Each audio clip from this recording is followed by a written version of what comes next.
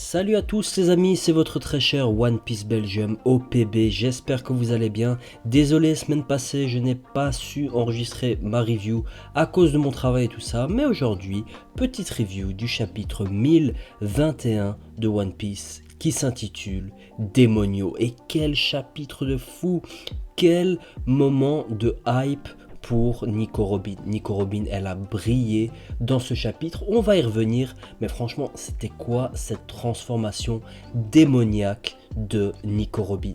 Avant toute chose, n'hésite pas à liker, à commenter pour le référencement et à t'abonner si ce n'est déjà fait. Allez, c'est parti!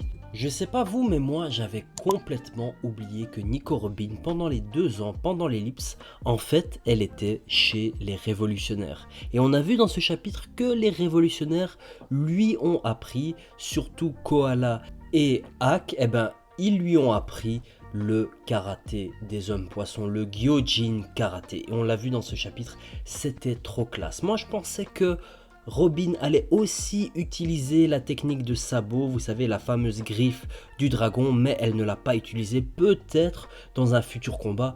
Mais en tout cas, une chose est sûre, c'est que Nico Robin a explosé Black Maria. Si vous voulez mon avis, un peu trop facilement, même si elle a sorti une nouvelle transformation, on va y revenir. Mais voilà, les Tobiropo, j'ai l'impression qu'ils se font battre en 2 chapitres, maximum 3, à voir. On ne sait pas si Who's Who est KO et si Sasaki est KO, mais Black Maria, je pense qu'elle est bel et bien KO, parce que après cette technique démoniaque de Robin, je pense pas qu'elle puisse se relever, et même Brook a one shot, on va dire, les subordonnés de Black Maria. Donc voilà, on avance dans l'arc et c'est tant mieux. Parce que ensuite on va avoir du lourd avec sûrement le flashback de Kaido, le flashback de Yamato, peut-être un flashback sur les Rocks et le fameux combat tant attendu Luffy versus Kaido avec peut-être Momonosuke en forme adulte. Et ça les amis, je suis trop hype. Mais revenons sur la forme démoniaque de Nico Robin. Que dire, ça fait le 2e démon dans l'équipage des Mugiwara en vrai. Parce qu'on a Zoro qui est aussi une sorte de forme démoniaque avec son fameux Ashura, et maintenant on a Robin aussi avec une forme démoniaque, et enfin voilà, avec aussi Sanji, sa technique Diable Jump. Bref, on a un petit aura démoniaque dans l'équipage des Mugiwara. Est-ce que Luffy va aussi lui avoir une transformation démoniaque? Il a déjà eu, on va dire, avec Nightmare Luffy, mais une autre avec son Gear 5 peut-être, à voir. En tout cas, voilà, Oda, il nous a régalé avec cette forme. Et petite question, est-ce que vous pensez que c'est du acquis de l'armement, en mode comme Vergo et comme les personnes qui utilisent le acquis de l'armement, ou c'est juste la transformation qui est tout simplement noire, un peu à la manière du Boundman, même si le Boundman en fait c'est du acquis de l'armement. Donc voilà les amis, répondez en commentaire, débattez, n'hésitez pas. Mais en tout cas, c'est cool que Oda introduise des transformations un peu comme le Gear Force, un peu aussi comme Magellan ou comme Ener tout simplement avec sa fameuse technique qui transforme son corps. Moi j'aime bien les transformations comme ça me hype. Voilà, dites-moi votre avis dans les commentaires. On va pas épiloguer sur le combat Nico Robin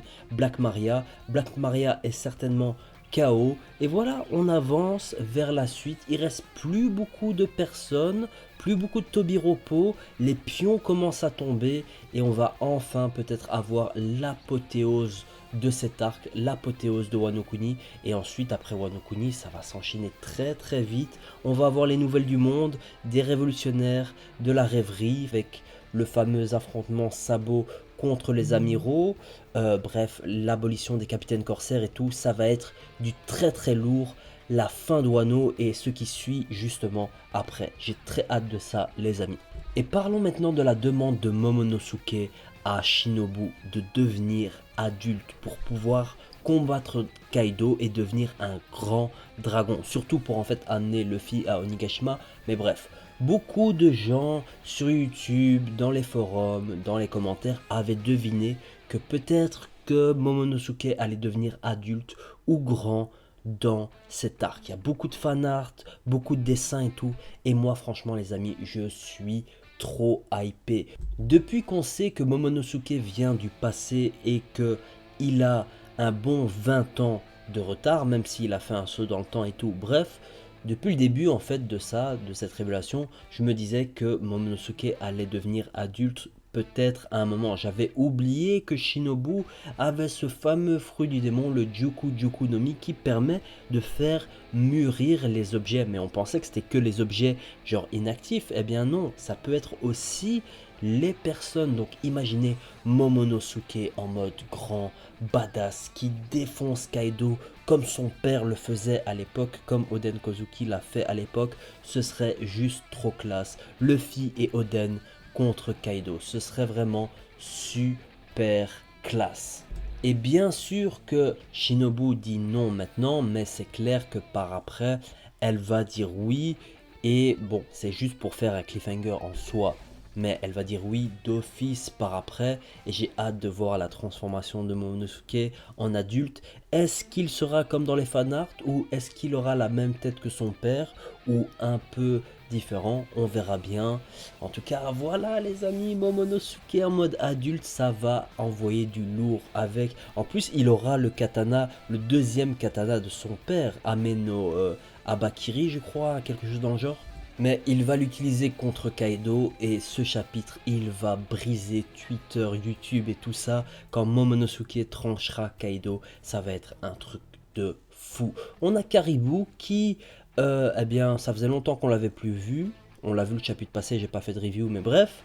En fait, en gros, son utilité, c'était de nourrir Luffy parce qu'il a le fruit du démon du marais qui permet de stocker plein de viande. Et je pense que cette viande, en fait, qu'il a sortie dans ce chapitre, elle vient d'une mini-aventure. Vous voyez la mini-aventure avec Caribou et tout. Eh ben, à un moment, il avait dévalisé un village ou une grand-mère ou je sais plus quoi. Il avait stocké plein de bouffe. Je pense que ça vient de là. Peut-être que Caribou ne servira que à ça dans cet arc. Mais en tout cas, n'oubliez pas qu'il sait que Shirahoshi est Poséidon. Et que peut-être qu'il va le dire à Kaido. En tout cas, hâte de voir ça. J'espère que Caribou aura un rôle un peu plus important que nourrir Luffy et l'équipage de Trafalgar Law. Je vais revenir un petit peu sur Yamato et Kaido parce que j'avais pas fait ma review passée. Yamato, on a enfin l'intitulé de son fruit du démon et c'est en fait un fruit du démon mythique, mythologique, du chien modèle un peu bizarre. Le Inu Inu no Mi modèle Okuchi no Makami, c'est un Zoan mythique les amis, un truc de malade. Tout le monde disait modèle Byakko et tout, rien du tout. Oda a sorti une carte, what the fuck, un modèle Inu Inu no Mi, modèle Makami, je sais pas quoi, bref, trop classe. En plus, elle est trop badass en forme hybride, elle sort des techniques de fou et tout ça. Franchement, j'ai trop hâte. J'ai envie que Yamato rejoigne l'équipage. Et voilà, elle tient tête à Kaido. Est-ce que Yamato va peut-être s'allier à Luffy, à Momonosuke et à peut-être Zoro ou quelqu'un d'autre de l'Alliance qui va prendre part au combat face à Kaido? En tout cas, j'ai hâte du prochain scan. Dommage, il n'y a pas de scan la semaine prochaine. Ça, c'est vraiment chiant, mais bon, c'est le Jump qui fait une pause et non pas Eiichiro Oda. Donc, ne vous en prenez pas à Oda. Et d'ailleurs, ne vous en prenez pas du tout à Oda parce que ça fait depuis 24 ans, 23 ans qui scoltine le manga semaine par semaine, donc voilà, il mérite des fois un peu des pauses, non les amis, vous trouvez pas? Sinon les amis, je lance un petit avis de recherche sur King. Si vous avez vu King dans les parages, faites un petit commentaire parce que ce personnage a complètement disparu des radars. Je me demande ce qu'il fait, sûrement qu'il se combat contre Marco, mais voilà, ça sera peut-être l'adversaire de Zoro. On sait qu'il a pris l'antidote, on verra bien. En tout cas voilà, King, franchement le point faible, le gros point négatif de Onigashima, je trouve qu'on l'a pas assez vu, qu'il n'est pas assez développé comparé à Queen, comparé à Jack. Jack a été beaucoup développé sur Zoo, Queen sur le deuxième arc de Wano Kuni. On l'a beaucoup vu avec le sumo infernal, bref et tout ça, dans la galerie de Udon avec Luffy et tout. Mais King, voilà, on ne sait même pas il est de quelle race. Peut-être que c'est un démon aussi, référence à ce chapitre. Mais voilà, en tout cas, il reste le combat Zoro versus King, le potentiel combat. Il reste le combat Sanji versus Queen. Et après, je pense qu'on sera bon, les amis. On pourra se diriger tout doucement vers le combat final de l'arc. Les Numbers aussi, eux, sont portés disparus. Je me demande où ils sont, mais je pense pas que Oda va les montrer, si ce n'est peut-être dans une page d'un chapitre. Mais bon, voilà, les Numbers aussi, un point négatif de l'arc de Wano Kuni. Voilà les amis, c'est la fin de cette review. Désolé si je parais un peu fatigué, j'ai fini le travail à 20h15, j'enregistre la review, je dois encore la monter, demain je bosse à 8h, du coup voilà, ça me fait pas beaucoup d'heures de sommeil, mais c'est pas grave parce que j'avais pas sorti la review la semaine passée, donc je me devais de la sortir cette semaine. N'hésitez pas à liker, à commenter les amis, à vous abonner, et voilà, je sais pas si vous avez vu, mais ça me fait beaucoup chaud au cœur, on va dire, les Jeux Olympiques et les athlètes qui font des célébrations en hommage à One Piece. On a eu le Gear Second, on a eu le Gear Third, on a eu une célébration de Frankie par un américain. C'est trop classe, j'espère que les athlètes vont encore faire des célébrations par rapport à One Piece. C'est juste trop classe et ça se passe au Japon en plus. Donc voilà les amis, c'était la fin de cette review. À la review prochaine, j'espère dans 2 semaines, enfin oui, normalement dans 2 semaines. Et voilà, n'hésitez pas à liker, à commenter, à vous abonner, et on se dit à la semaine prochaine les amis. Allez, salut!